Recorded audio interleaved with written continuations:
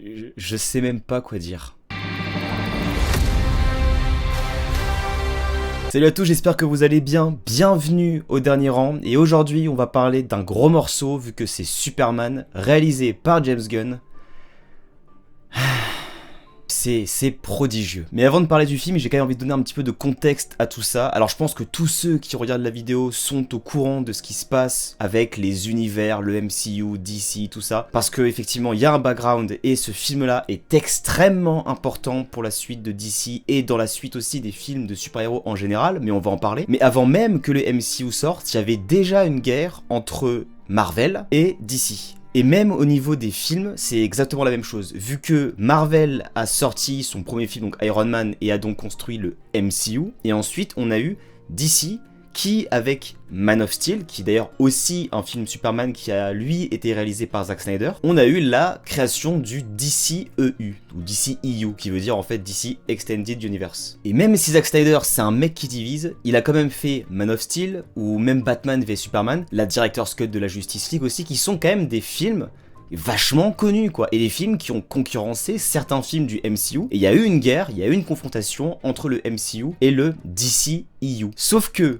les films qui ont suivi étaient tellement à chier que à la fin le DCU s'est complètement cassé la gueule et l'univers est mort. Et juste après ça, ils ont décidé de reboot l'univers et c'est pour ça que aujourd'hui sort le premier film du nouvel univers DC qui s'appelle donc le DCU et plus le DCEU, où on va avoir aussi des phases ou des chapitres, donc exactement comme ce qu'on a eu avec le MCU, où chaque chapitre sera composé de plusieurs films et plusieurs séries. Juste avant Superman était déjà sorti la première œuvre de la première phase, ou plutôt du premier chapitre du DCU. C'était une série qui s'appelle Creature Commandos, qui était déjà une série d'ailleurs réalisée par James Gunn, au moins créée, peut-être pas réalisée, mais au moins créée par James Gunn. James Gunn, il a aussi travaillé avec le MCU, mais bon, ça je pense que vous le savez, c'est le mec qui a réalisé notamment la trilogie des Gardiens de la Galaxie, qui était mais excellente. Je pense que c'est la meilleure trilogie qu'on ait eue dans le MCU. Mais il avait aussi travaillé chez DC, vu que c'est lui qui a fait de Suicide Squad. Mais attention, pas le premier, qui lui était nul à chier. Le deuxième. Mais bref, James Gunn est donc là pour s'occuper de ce nouvel univers, puisque si Superman n'est pas la première œuvre du DCU, vu que je vous ai dit que Creature Commandos était sorti juste avant, là on a le premier film du DCU. Donc un projet ultra important où il faut surtout pas se louper, parce qu'il faut qu'au box-office les résultats fonctionnent pour pouvoir avoir assez d'argent et assez de hype aussi pour que les gens soient intéressés, pour pouvoir continuer à faire les films, les séries, pouvoir faire vivre justement cet univers et concurrencer le MCU. Je vous ai dit que à la tête du DCU c'était James Gunn, sauf que c'est lui aussi qui a réalisé le premier film, donc Superman, c'est lui le réalisateur. Donc moi personnellement, au début j'ai été rassuré. Parce que James Gunn, c'est un mec que j'aime beaucoup. Franchement, les Gardiens de la Galaxie, de Suicide Squad, c'est vraiment des films que j'aime. Mais le problème, c'est que dès le moment où est sortie la bande-annonce de Superman, les gens ont commencé à avoir peur parce que James Gunn, c'est un mec qui a un ton un peu particulier, vu que c'est quelqu'un qui joue beaucoup sur l'humour et sur le ridicule. On suit très souvent des personnages losers, des losers magnifiques, mais même si t'avais du ridicule, il y avait un côté qui était extrêmement touchant. James Gunn, c'est un mec, je trouve personnellement, qui dans l'émotion fonctionne énormément. Mais la question c'est, est-ce que son style colle avec Superman? Non. Non. Parce que vraiment, le problème du film, c'est que le ton ne fonctionne pas. Du début jusqu'à la fin, Superman prend cher, Superman se fait martyriser par absolument tout le monde. La première scène, c'est Superman qui tombe du ciel et qui s'écrase sur Terre, quoi. C'est ça la première scène du film. Il se fait martyriser par tout le monde, même par son chien Crypto. Et encore une fois, c'est le style James Gunn, donc en soi, c'est pas vraiment étonnant que Superman ce soit un loser. Le problème, c'est que ça ne marche pas. De toute façon, il va malheureusement subir les comparaisons avec Man of Steel. Sachez que c'est pas un film que je porte énormément dans mon cœur parce que de base je suis pas du tout un grand fan de Zack Snyder, mais au moins il y avait quelque chose dans ce film là, il y avait de l'émotion, il y avait un côté extrêmement épique qui n'est pas dans le film. Il est pas du tout dans le film. Alors que James Gunn, même si c'est pas forcément un mec qui fait de l'épique, qui fait des choses qui sont absolument grandioses, tout ça, c'est pas grave. Parce qu'on sait qu'il est capable de faire des choses bien, même en suivant des losers, même en étant ridicule à certains moments. Je fais partie des personnes qui ont quand même aimé les Gardiens de la Galaxie 2. pour vous montrer à quel point je suis pas du tout un haters de James Gunn, au contraire, j'adore ce réalisateur. Mais là, il y a rien quoi. Il y a beaucoup trop de personnages. Il y a tellement de personnages qu'il n'arrive pas à les développer et en fait, ils sont caractérisés par une seule chose, c'est qu'ils sont pratiquement tous ridicules. À commencer par Superman qui évidemment, lui par contre, a un développement, on en parlera en spoiler, c'est pas fou encore une fois, mais au moins il a un développement. À côté, tu vas avoir des personnages comme Lois Lane qui sont, mais alors, pas intéressante du tout. Il y a un moment quand même, sans vous spoiler, où elle conduit un vaisseau spatial. Lois Lane conduit un vaisseau spatial. Mais alors pour moi la plus grosse blague du film, c'est Lex Luthor. Waouh! Mais Lex Luthor, mais mon dieu, mais c'est une catastrophe ce personnage-là. Il est d'un ridicule. Encore une fois, c'est fait exprès, mais je ne comprends pas pourquoi c'est autant ridicule. C'est une catastrophe, quoi. Ça ne marche absolument pas sur lui. C'est vraiment, je vous jure, c'est un bébé. C'est un bébé dans le film. Tu sens qu'il est intelligent, qu'il est très manipulateur. C'est Lex Luthor quoi, donc on est habitué à ça. Mais de base, j'ai beaucoup de mal avec l'acteur. Mais dans ce film-là, je trouve que ça lui va absolument pas. C'est une catastrophe. Pas sûr que ce soit de sa faute, hein, évidemment. C'est tellement écrit bizarrement, c'est tellement mal écrit en fait que bah le pauvre peut pas faire grand-chose. Et les méchants qui l'accompagnent. Mais quelle horreur! Mais quelle horreur! Mais mon dieu, c'est qui ces mecs? Et t'as d'autres personnages encore parce que, je l'ai dit, t'as Superman, t'as Lois Lane, t'as Lex Luthor, t'as les antagonistes qui l'accompagnent, mais t'as un autre groupe de gentils qui s'appelle... Ça m'a tellement marqué que j'ai oublié leur nom. Mais bref, c'est une équipe, c'est l'espèce d'équipe de Justice League, de Wish là, qui sont composés de Green Lantern, de Hawkgirl, tout ça, pareil, Hawkgirl qu'on voit mais très peu dans le film, qui est joué en plus de ça par Isabella Merced, qui avait joué il y a quelques mois dans la saison 2 de The Last of Us. Franchement, alors The Last of Us 2, ça a beaucoup divisé, mais pratiquement tout le monde disait que bah, c'était la meilleure actrice du show et le meilleur personnage de la saison. Mais alors là on l'utilise pas, on l'utilise très mal, parce qu'il y a trop de personnages, donc tu peux pas les développer.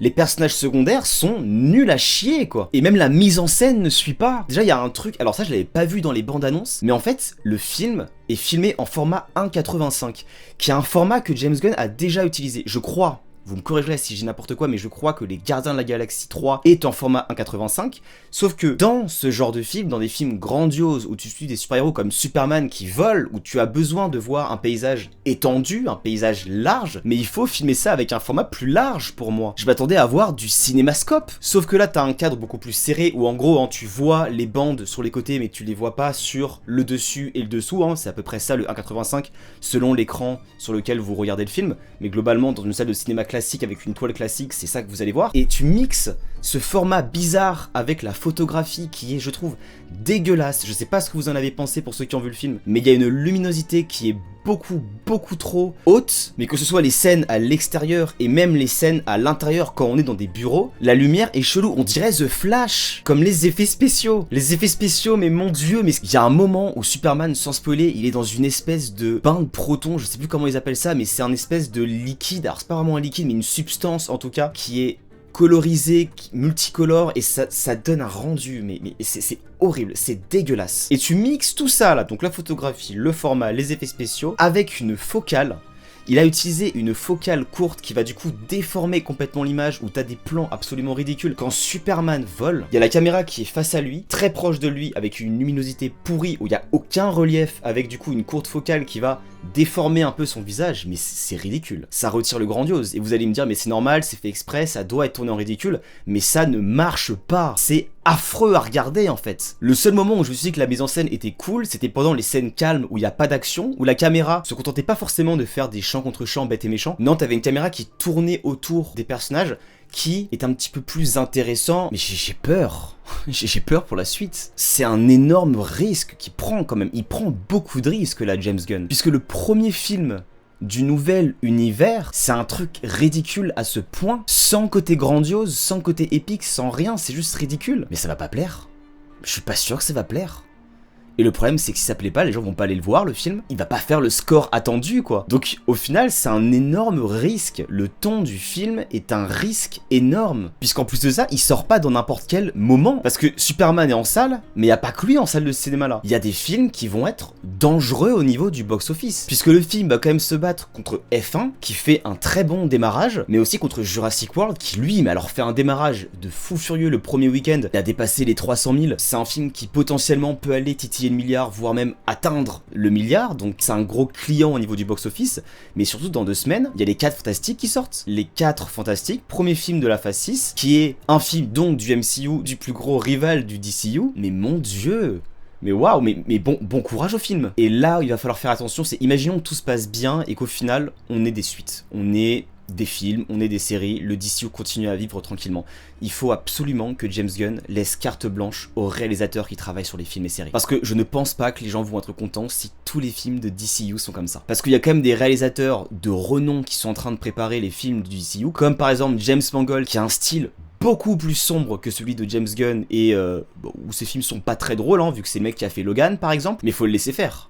Faut vraiment le laisser faire. Et c'est pas tout parce qu'il y a un autre élément qui par contre est un peu plus touchy, parce qu'il y a un message politique dans le film qui est bienvenu d'ailleurs, on va en parler après en spoiler. J'ai très hâte de voir le résultat du film, parce que les premiers retours sont très mauvais, à raison, c'est vraiment pas bon selon moi. J'ai hâte de voir si le bouche à oreille va fonctionner, enfin, est-ce qu'il va y avoir du bouche à oreille positif, je ne sais pas, en tout cas c'est mal parti. Est-ce que les gens vont être curieux, est-ce qu'ils vont y aller? Est-ce qu'il n'y a pas aussi une fatigue super-héros en ce moment? Est-ce que ça aurait pas été mieux de faire un truc beaucoup plus classique? Un film plus classique. Mais avant de vous quitter, je voulais juste vous remercier énormément, pour ceux qui s'en foutent passer en spoiler, mais je voulais avant vous remercier énormément pour le soutien que vous m'apportez sur la chaîne, parce que après 11 ou 12 vidéos, bref une petite dizaine de vidéos, on est déjà plus de 200 sur la chaîne. C'est peut-être peu pour certains qui ont déjà plus de 1000, plus de 10 000, plus de 100 000 abonnés. Mais pour un petit youtubeur comme moi qui de base a créé la chaîne YouTube pour pouvoir parler de cinéma avec des gens qui ont la même passion que moi, c'est vraiment génial quoi. Et merci beaucoup, merci pour vos retours, c'est toujours dans la bienveillance pour le moment et ça me fait plaisir.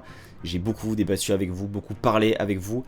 Merci aussi pour les commentaires que vous laissez, parce que très souvent vous laissez des gros commentaires avec des avis qui sont très construits et très intéressants. Sachez que je lis absolument tous les commentaires dans tous les cas. Et donc je vous redis merci pour ça, vraiment merci. Pour ceux qui vont nous quitter, n'hésitez pas à laisser un petit j'aime si vous avez aimé la vidéo, à vous abonner si ce n'est pas déjà fait. Et pour les autres, on spoil. I cleaned your boots. I'll go get them for you. Là où je dis que Superman a un parcours assez intéressant, c'est que au tout début du film, Superman a été pas abandonné, mais a été laissé sur la planète Terre par sa famille, vu que sa planète d'origine, donc Krypton, est en danger. La planète d'ailleurs a explosé. Donc pour sauver Superman, les parents de Superman l'ont amené sur Terre, sauf que pendant toute sa vie, Superman lui pensait qu'il était destiné à protéger la Terre, sauf qu'au fur et à mesure du film, on va apprendre en fait que non, sa famille voulait qu'il aille sur Terre, alors pour le sauver évidemment, mais aussi pour régner sur la Terre, chose qui va mal prendre. Et du coup, il va y avoir un conflit, alors pas un conflit direct, plutôt un conflit indirect, vu que ses vrais parents sont morts, ou en tout cas ils sont plus là, je crois qu'ils sont morts. Mais il y a un conflit du coup, entre guillemets, entre ses parents biologiques et ses parents adoptifs, qui eux par contre sont terriens. Ce qui est un parallèle intéressant aussi sur qui sont tes vrais parents. Est-ce que c'est tes parents biologiques ou est-ce que c'est tes parents adoptifs? Donc c'est une quête d'identité comme on en a énormément avec les films en général et les films de super-héros. Mais j'avoue que ce contraste entre les différents parents, c'était assez intéressant et c'était assez touchant. Quand même trouver des points positifs dans le film. Et Lex Luthor, parce que j'ai pas spoilé, mais il a des motivations de merde, parce que le problème de Lex Luthor, en fait, c'est qu'il ne supporte pas de voir Superman avoir autant de popularité. Il déteste les méta-humains, donc en gros, les mecs qui ont des super pouvoirs, il les déteste parce que lui, ce qu'il veut, c'est être au centre de l'attention. Donc, il va manipuler absolument tout le monde à travers plusieurs moyens, comme par exemple les réseaux sociaux, qui est aussi un miroir de la société. Ça peut parler aussi de la puissance médiatique des réseaux sociaux, où on a d'ailleurs une blague à un moment qui m'a fait un peu marrer, où on voit des singes qui sont en fait des bots qui mettent plein de hashtags qui démontent le plus possible Superman, qui est potentiellement l'une des seules bonnes idées du film. Mais Lex Luthor va aussi manipuler les gens à travers une guerre, qui est donc un conflit entre la Boravie et un autre pays qui s'appelle Jarenpur, je sais pas comment ça se prononce, mais bref, en tout cas c'est deux pays qui sont en conflit, et en fait ce que veut faire la Boravie, c'est envahir le pays adverse, on va dire ça. Et de l'autre côté, t'as Lex Luthor qui est associé au dictateur de la Boravie, qui lui veut prendre une partie aussi du territoire pour pouvoir régner dessus et construire ses différents trucs, bref, faire sa vie sur le territoire. C'est un film qui parle du conflit entre l'Israël et la Palestine. C'est un film anti-israélien, un film anti-Trump. Et j'avoue, alors c'est un sujet extrêmement touchy, on va commencer à parler de politique et tout, mais bon, on va pas avoir le choix de parler politique quand on regarde ce qui se passe dans Superman de toute manière. Et de toute manière, il y a beaucoup de films qui sont politiques, donc on va bien devoir parler politique plusieurs fois sur la chaîne, parce que mon dieu, les couilles qu'il faut pour pouvoir faire un blockbuster et parler du conflit israélo-palestinien et surtout de faire un film anti-Trump, pendant que Trump est président de la République aux States, c'est vraiment couillu quoi, vraiment couillu de la part de James Gunn. Et franchement, c'est encore un risque de plus. Parce que souvent, on sait ce qui se passe avec les Américains, on sait ce qui se passe avec les films qui sont ultra politiques, c'est souvent extrêmement compliqué, il y a beaucoup de gens qui peuvent du coup critiquer ce genre de choses. Du coup, c'est encore une fois un risque. C'est pas un mal en soi de faire un discours politique anti-Trump, anti-américain, anti-israélien dans son film, on est là aussi pour pouvoir exprimer nos avis sur différentes choses, c'est fait pour ça aussi le cinéma, pour pouvoir exprimer ça. De toute façon, le cinéma, je pense que c'est politique, mais pour ton premier film du nouvel univers d'ici, faire ça, tu fais un film avec un ton humoristique, un ton ridicule qui peut ne pas passer pour beaucoup de gens. En plus de ça, tu fais un film qui a un discours sur le conflit israélo-palestinien et qui est anti-Trump. Monsieur James Gunn, vous allez vous faire des ennemis, mais le film va avoir 4 milliards de polémiques. Le film va tellement diviser. Et aussi, bon courage à l'univers d'ici. J'espère que vous avez aimé la vidéo. Pour ceux qui ont vu le film, n'hésitez pas à me dire ce que vous avez pensé du film et pouvoir parler de tous ces sujets-là. On reste poli, évidemment, vous avez été tellement poli jusque-là. On reste poli jusqu'au bout. Et encore une fois, n'hésitez pas à liker la vidéo si vous l'avez aimé, à vous abonner si ce n'est pas déjà fait. Et moi, je vous retrouve très vite pour une nouvelle critique. Ça va arriver vite, vu qu'il y a beaucoup de films qui vont sortir. Allez, salut!